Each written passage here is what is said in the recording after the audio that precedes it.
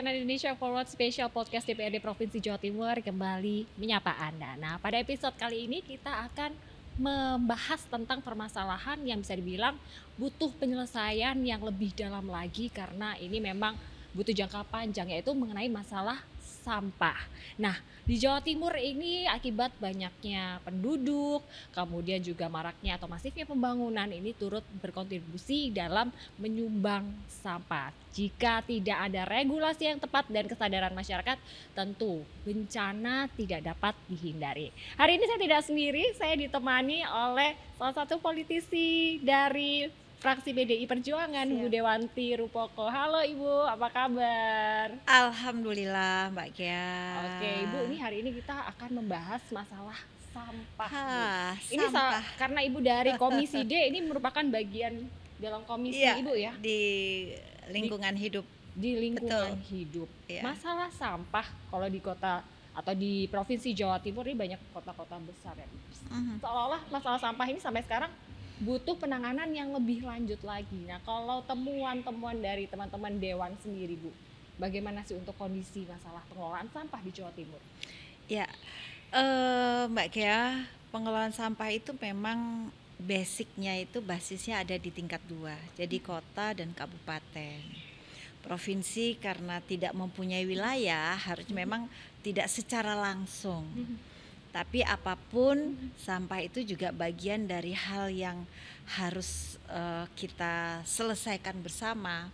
Bagaimana sebuah kota itu bisa menjadi sebuah kota yang nyaman itu ketika pengolahan sampah itu sudah terselesaikan dengan baik. Nah, kebetulan di kota-kota kabupaten di Jawa Timur masih banyak hal-hal yang harus diselesaikan dari hulu sampai hilir.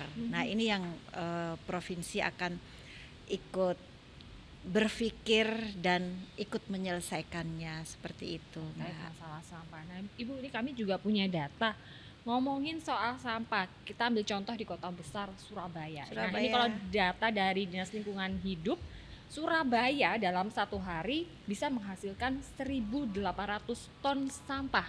Betul. Tapi yang masuk ke tempat pembuangan akhir itu hanya sekitar 1.300 sampai 1.400 ton saja. Ya. 22% diantaranya adalah sampah plastik. Tidak hanya bencana, ini faktor kesehatan ini nantinya bisa menjadi dampak yang cukup serius. Bagaimana tanggapan Ibu?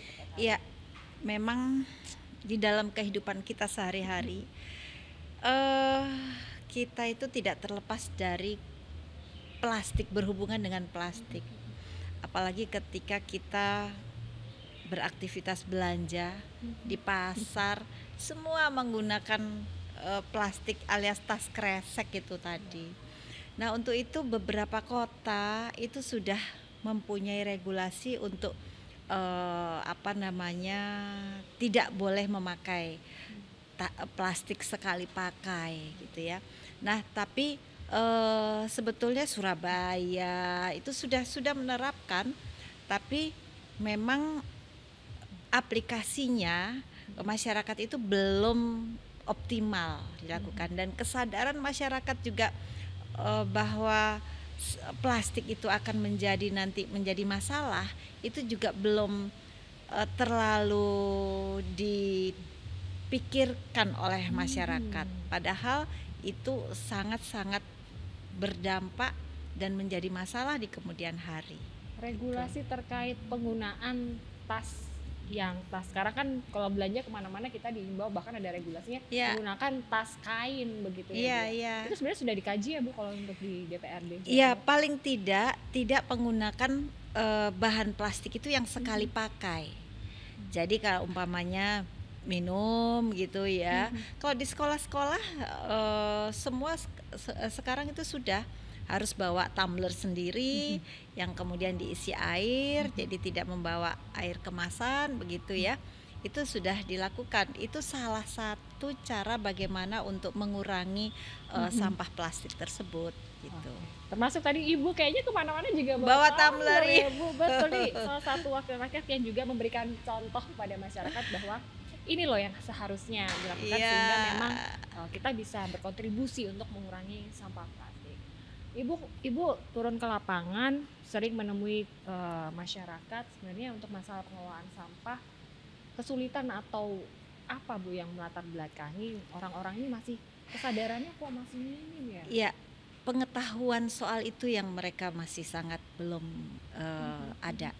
Jadi literasi soal bagaimana susahnya sampah itu hilang ketika dibuang itu mereka itu belum ada.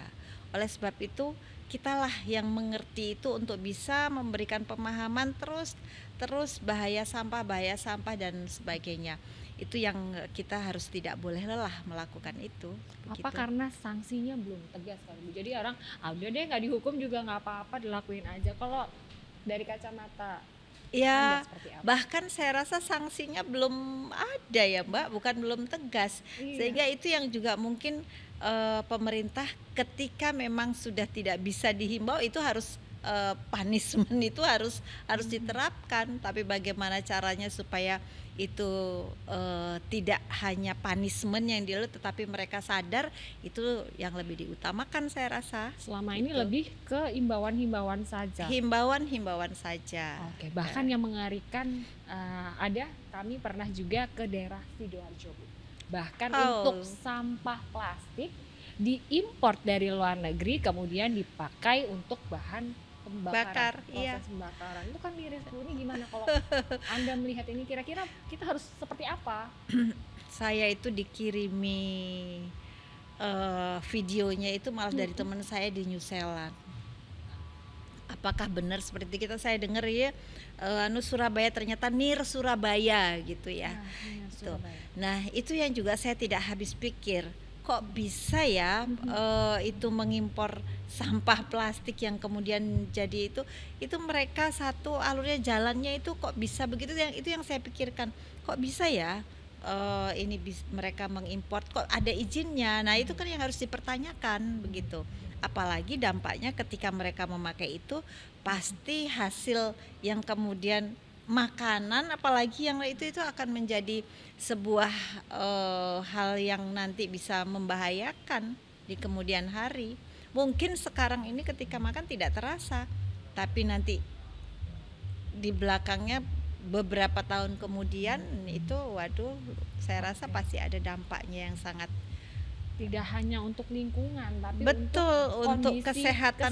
Iya, betul. Kayaknya masih harus perlu edukasi lebih dalam lagi ya Bu kepada masyarakat. Ini PR saya sebagai wakil rakyat, tapi bukan hanya saya tapi semua kita. Iya, betul. Yang mempunyai pemahaman tentang itu, sudah mengerti itu, kita harus saling memberikan edukasi kepada orang-orang di sekitar kita, dekat dengan kita. Oke, Bu, saya ini rasa seperti itu. Masih banyak sepertinya untuk masalah sampah ini yang kalau diomongin nggak akan ada habis ya, karena nggak akan selalu habisnya. Ada. Tapi kita tahan dulu Bu, kita jeda sejenak. Tetaplah bersama kami di CNN Indonesia Forward Special Podcast DPRD Provinsi Jawa Timur.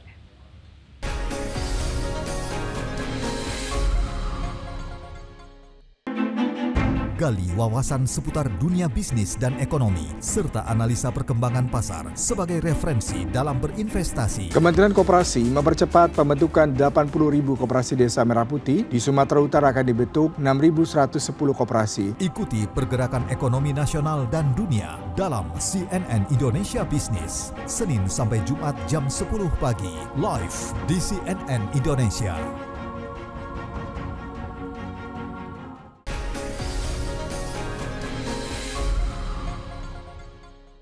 Terima kasih Anda masih bersama kami di CNN Indonesia Forward Special Podcast DPRD Provinsi Jawa Timur. Nah, tadi kita sudah mengambil beberapa contoh tempat yang masih akan syarat akan sampah, Bu. Nah, saya juga mau melipir sedikit ke daerahnya Ibu di Malang Raya ya, Bu ya. Ini kita tahu banyak sekali tempat wisata, tempat kuliner, penginapan, hotel, villa dan lain sebagainya. Masalah sampah ini tentu tidak dapat terhindarkan. Kalau di sana bagaimana, Bu? Apakah sama saja atau ada inovasi tersendiri seperti apa? Ya, aduh, saya ini mohon maaf banget, di Batu ini agak beberapa waktu yang lalu agak bermasalah, justru karena TPA-nya ditutup ya. Jadi akhirnya terpaksa seluruh masyarakat itu membakar sampahnya sendiri-sendiri. Wah, itu jadi sesuatu masalah yang luar biasa, karena udaranya akhirnya sangat tercemar. Betul. Tapi alhamdulillah sekarang di setiap desa, kelurahan sudah mempunyai tempat pengolahan sampah dan sudah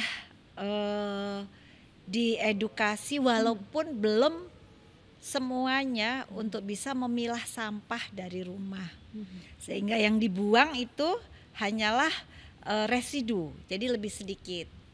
Jadi yang masih bisa digunakan umpamanya sampah dapur itu nanti dijadikan kompos di rumahnya masing-masing.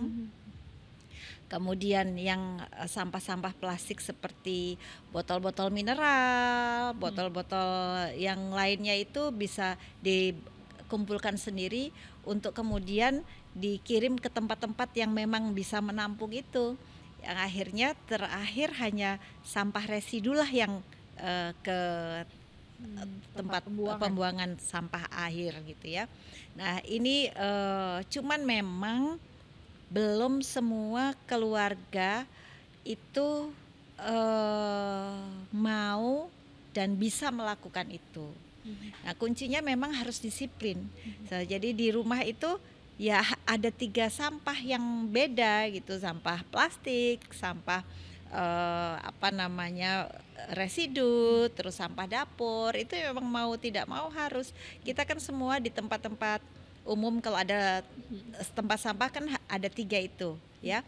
Nah sayangnya ketika tempat sampah itu ada 3 tetapi dibuangnya sembarangan gitu ya. Ini yang juga jadi masalah ya. Memang sekali lagi butuh proses untuk bisa membuat orang-orang itu paham, ngerti dan melakukannya. Tapi gitu. cukup menarik Bu, yang cerita di Batu itu yang ketika masyarakat inisiatif membakar sampah sendiri itu sebenarnya mereka ada keinginan baik ya berarti ya untuk mengurangi sampah menurut itu. versi mereka. Tapi tidak, edukasinya belum Betul. tersampaikan yang baik ya Bu ya.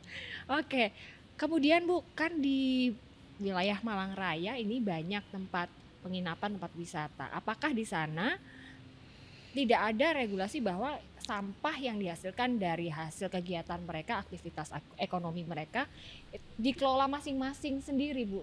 Ada tidak aturan seperti itu? Sejauh ini saya belum ada. Tetapi alhamdulillah ada salah satu tempat wisata itu sudah melakukannya. Itu namanya Eco Green. Itu grupnya Jatim Park juga. Yang kemudian sampah dan segala macamnya itu sudah dikelola di situ, bahkan itu dijadikan tempat wisata, pembelajaran bagaimana mengolah sampah dengan baik. Di Eco Green namanya itu di sebelahnya zoo ada Eco Green, nah di situ.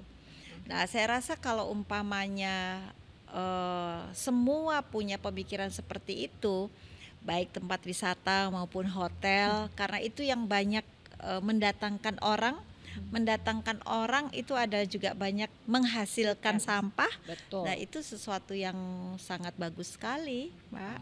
Selain Gitu. masalah pengolahan sampahnya, mungkin kita juga dihadapkan masalah potensi bencana, banjir salah satunya. Nah tidak hanya di wilayah Surabaya, Sidoarjo juga tadi daerah yang tadinya tidak banjir sekarang banjir. Begitupun di Kota Malang ada beberapa daerah-daerah yang bukan daerah banjir tapi sekarang banjir. Itu memang fenomena atau faktornya seperti itu atau gimana Bu? Ya, satu memang ya membuang sampah sembarangan itu salah satunya bisa menyebabkan banjir. Betul. Karena ketika orang tidak mempunyai tempat pembuangan sampah atau jauh dari tempat pembuangan sampah, kemudian dengan gampangnya dia membuang di kali, di sungai-sungai, karena kan Kota Batu ini tempat aliran sungai berantas ya Mbak ya, sungai yang besar itu, jadi sepanjang Batu itu pasti ada aliran sungainya itu. Nah praktisnya dan di mereka warga yang sangat belum paham, akhirnya dengan gampang membuang sampah rumah tangganya itu ke sungai, ke kali-kali yang ada. Nah itu akhirnya ketika 1-2 orang menumpuk, yang menyebabkan banjir. Nah, yang banjir adalah yang kena dampaknya tentu saja daerah yang bawah, yaitu Kota Malang. Nah, ini yang menjadi musibah akhirnya. Tantangannya apa sih Bu untuk membangkitkan kesadaran masyarakat?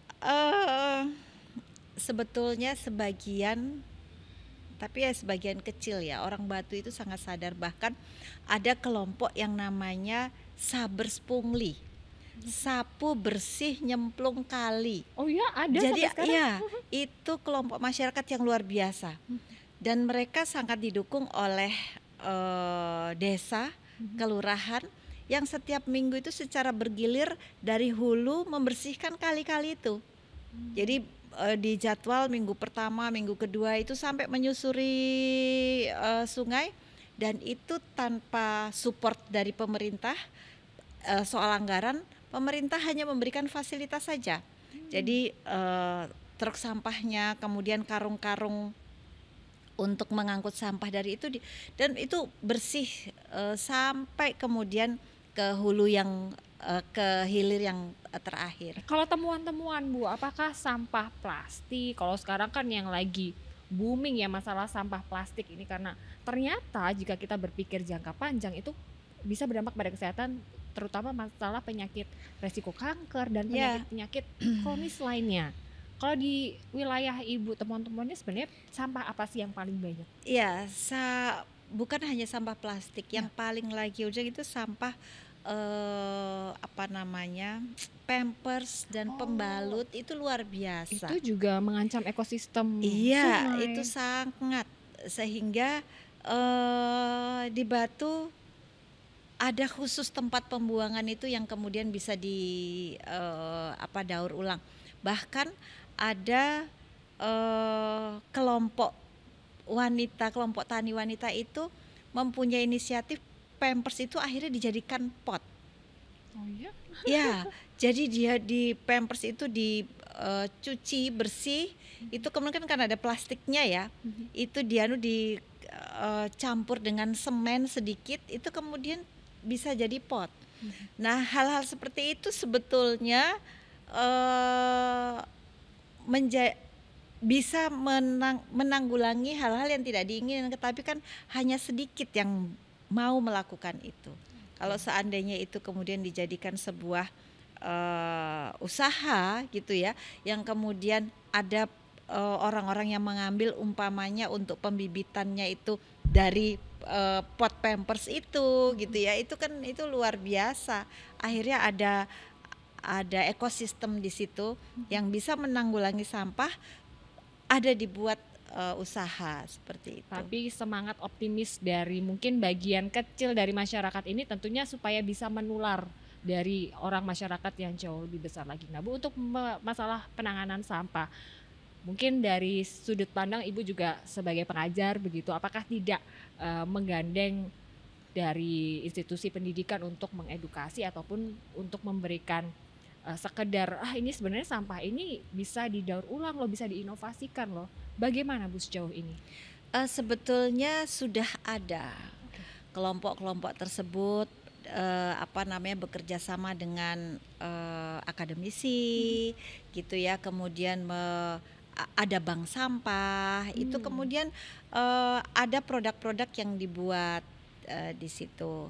Tapi sekali lagi ternyata penggiat hal-hal yang bisa mendaur ulang ini dengan orang yang tidak paham ini lebih banyak dan lebih cepat yang tidak paham ini yang harus kita masifkan, bagaimana orang mau mengerti dan paham soal bagaimana mengolah sampah dengan baik agar tidak membuat kita itu terkena bencana, itu yang harus kita dengungkan terus. Baik, gitu. itu adalah suatu hal yang terus diulang-ulang sehingga ini sosialisasi ini tidak hanya sampai ke pihak-pihak tertentu saja, namun menumbuhkan kesadaran ke setiap masyarakat di Jawa Timur. Betul. Masih banyak yang akan kita bahas, Bu. Kita Siap. jeda sebentar. Tetaplah bersama kami di CNN Indonesia Forward Special Podcast DPRD Provinsi Jawa Timur.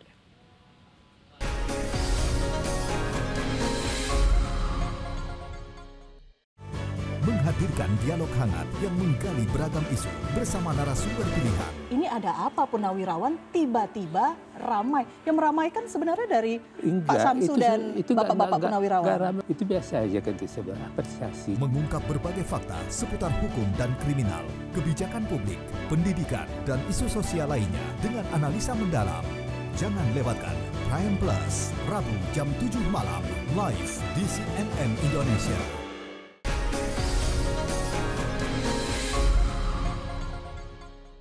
Terima kasih Anda masih di CNN Indonesia Forward Special Podcast DPRD Provinsi Jawa Timur. Tadi kita sudah membahas tentang masalah sampah, pengelolaannya, kemudian inovasi-inovasi apa saja yang sudah dilakukan masyarakat. Namun kembali lagi, edukasi dan masalah kesadaran ini menjadi penting untuk mengurai dari permasalahan sampah ini sendiri. Betul. Kalau boleh saya tanyakan, apakah benar Bu, untuk Jawa Timur memang darurat sampah? Iya, sekali lagi masalah sampah itu otoritasnya kan ada di daerah tingkat 2, di kota dan kabupaten. Nah itu kota dan kabupaten lah yang harus betul-betul bisa memanage sampahnya itu dengan baik. Tetapi walaupun begitu pemerintah Provinsi Jawa Timur itu sudah punya pemikiran, karena banyak sekali kota-kota terutama yang mempunyai kondisi kota terutama yang kecil tidak punya lahan untuk pembuangan sampah karena dekat dengan hunian dan sebagainya.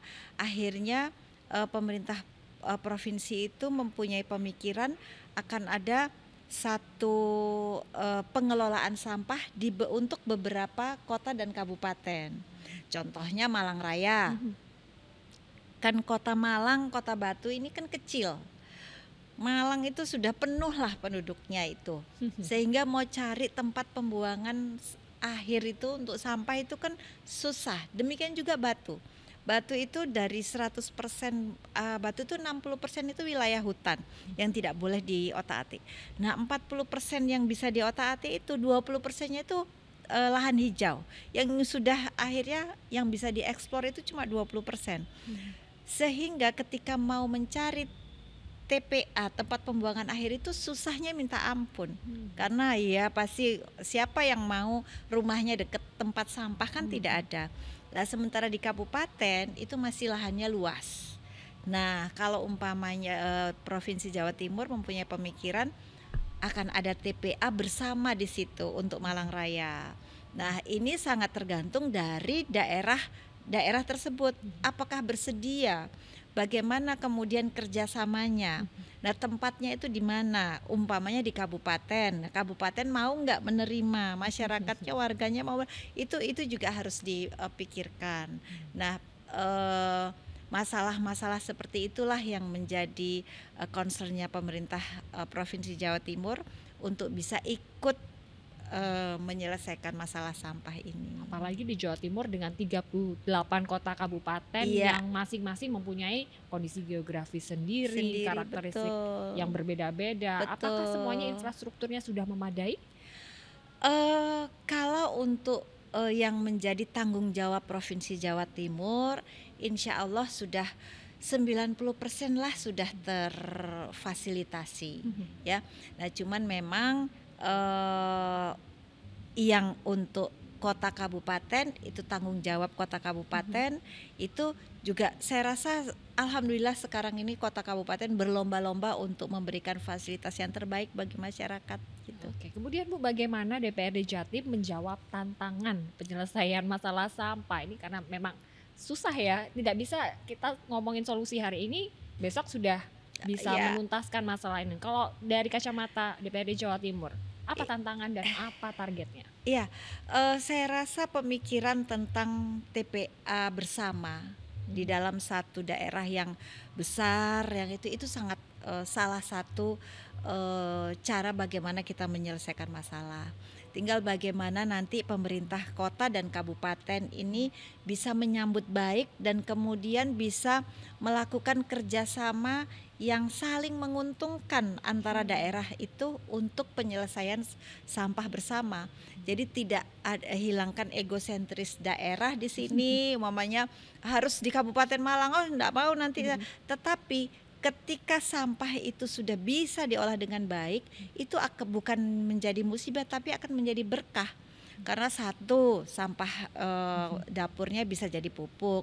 Dua, plastiknya itu sampah-sampah plastik itu ada pengolahannya bisa dijadikan satu, apakah itu ada batako atau itu sebetulnya penemuan mahasiswa saya lihat yang dari UIN, dari UB itu sudah ada. Banyak. Nah kalau memang ada seperti itu kan sangat diuntungkan ketika pengusaha itu mendapat bahan baku gratis, berarti kan marginnya akan, keuntungannya akan besar. Nah ini tinggal bagaimana kita saling berkolaborasi untuk bisa menghasilkan sebuah produksi dari sampah itu saja, Mbak. Untuk regulasi, apakah sudah atau sedang mungkin dikaji terkait masalah penanganan sampah, inovasi sampah digunakan menjadi bahan yang bisa dipakai berkelanjutan, sedang dibicarakan tidak Bu? Sebetulnya aturannya itu sudah ada, tetapi secara detailnya kemudian pengaplikasiannya saja yang masih belum, masih harus lebih ditingkatkan lagi gitu, Pak. Baik Bu Dewanti, ini terakhir, jadi bagaimana sih kita lagi-lagi menemui masalah mindset masyarakat ya. Bagaimana kita menumbuhkan pola pikir masyarakat bahwa ayo kita sama-sama mengelola sampah dengan baik, karena tidak hanya nanti dampaknya terhadap lingkungan tapi juga untuk anak cucu kita nantinya. Bagaimana kalau dari DPRD Jawa Timur berkontribusi atas hal itu? Iya, kalau kami hanya bisa menghimbau, kemudian memberi masukan, mengawasi, tapi sebagai warga marilah sama-sama kita mempunyai kesadaran tentang pengolahan sampah, kedisiplinan diri untuk membuat lingkungan kita itu bersih, apik, jadi akhirnya kita bisa hidup dengan nyaman. Karena kalau tidak, kita menyuruh orang lain gitu itu susah, tapi ayo kita mulai dari diri kita sendiri.